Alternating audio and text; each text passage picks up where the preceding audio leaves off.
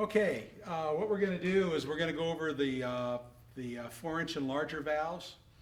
So number one, we have our sister company, Clay Valve. So what we do is we buy and sell with each other. And so on our 4-inch and larger, we actually buy the bodies from Clay Valve, and then we'll put a label on the valve on the flange, and we get it without any of this exterior tubing on it. So once we get the valve, it's all already assembled, and you can order this with or without epoxy. Again, I highly recommend an epoxy coating if you're going into reclaimed water.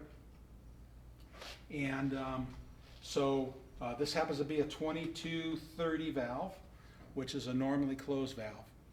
Now, on the inlet side, we actually we put a plug in here. We put a filter system, and that filter is sticking in the flow path of the valve because we're running water on the inlet side of the valve. We have an orifice here, and that orifice that's how we get our closing speed. That's why we can say even on our 4-inch and larger that the valve will close slowly, it won't slam shut.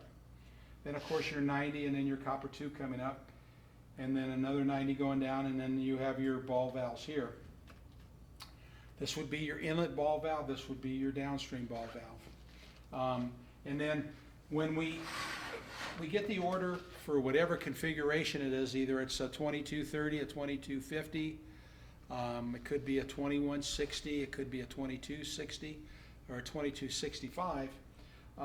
We just changed this block assembly.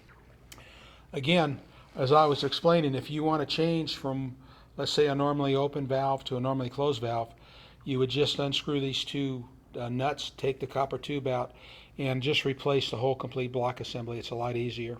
And again, all these are flanged. They're not threaded. And